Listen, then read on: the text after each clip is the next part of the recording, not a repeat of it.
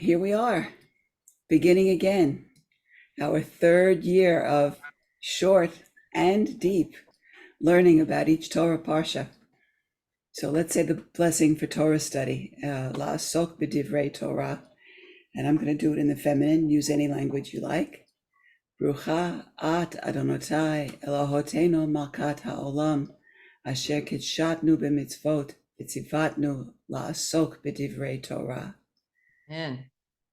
Blessed are you, creator of the world, who connects us with mitzvot and asks us to soak in, do a deep dive, immerse ourselves in Torah.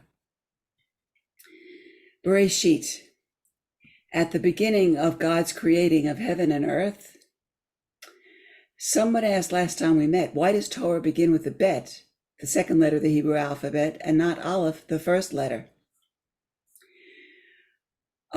So I did some research, and the clearest way to understand it is that bet is the first word of the word bracha, a blessing. And Aleph is the first word of arur, cursed. So we want Torah to begin with blessing. And the bet is larger than the standard letters of Torah. So by thinking of blessing when we read Torah from the beginning, we begin with pleasantness. As in the description of Torah from Proverbs 3:17, its ways are way of pleasantness, and all its paths are peace. Drachecha darchei noam v'kol netivotecha shalom. I actually got a piece from a Chabad rabbi in Brooklyn, Rabbi Aaron Raskin. The bet can also remind us of a house. The Hebrew word bayit, or house, is in the word Bereishit. It's the first letter and the last two letters spelled bayit. This house of the letter bet is open on one side, it's unfinished, to remind us that the world was created incomplete. The job of humankind is thus to complete creation by working to perfect it. We do this through our good deeds and by making the world a better place to inhabit. He actually had a little piece of gematria. Our world is God's home. And how does one make a home for God? By living the letter bet. The three lines of the bet are often interpreted as representing the three pillars on which the world stands: Torah, prayer, and charity, including good deeds. Al shlosha devarim ha'olam omed, al Torah v'al ha'avodah v'al gemilut chasidim. So when a person prays and studies Torah and gives charity daily, one builds a home for God. God created the world with desire, ta'ava. And that has the gematria of 412.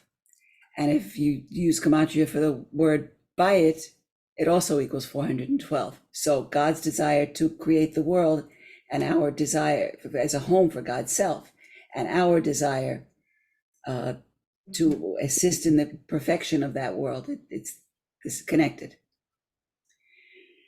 And then I went to my teacher, Rabbi Shai Held, and his first essay on the Parsha contrasts Torah's understanding of what humans do with other ancient Mesopotamian civilization.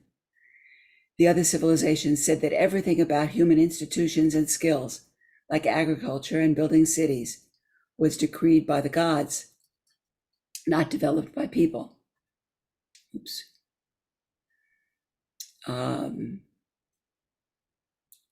Later in our Parsha, 3 descendants of Cain are said to have invented livestock herding, music, and metalworking, and they're named.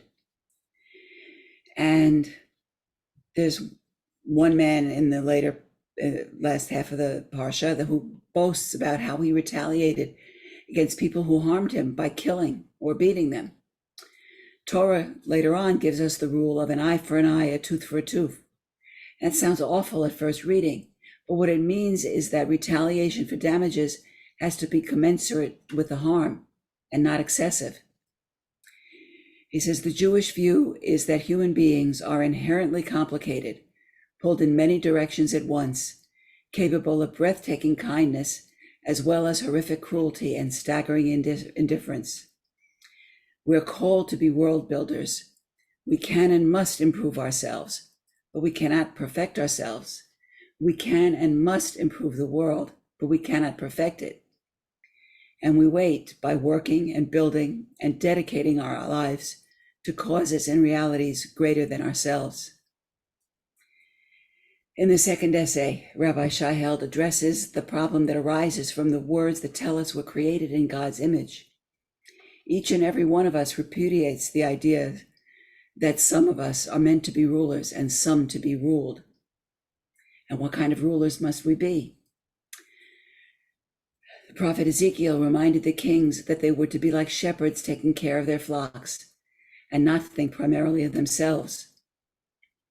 Psalm 72 is instructions for the king, and it says, quote, "Let him champion the lowly among the people, deliver the needy folk, and crush those who wrong them."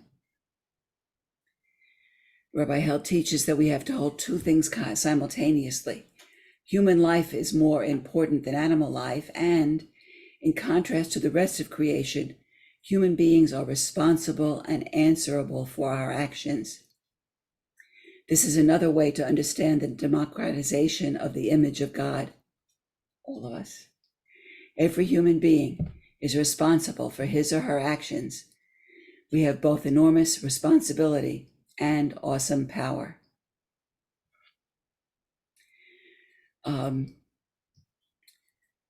One of the most creative rabbinic students in the Aleph ordination program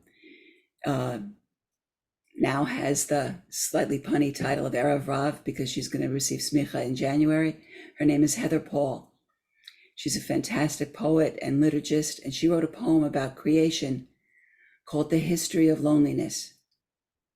She used art and music by Geo Poor to illustrate one idea of what creation meant to God and the first humans. So Karen is going to show the video. Can you do that? Yes.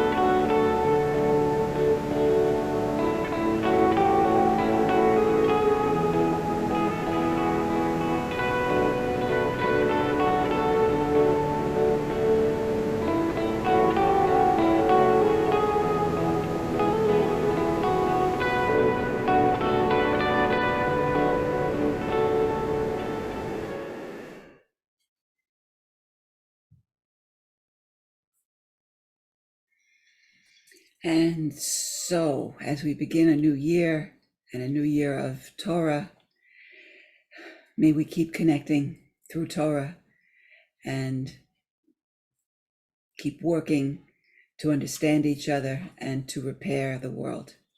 Let us say Amen. Amen.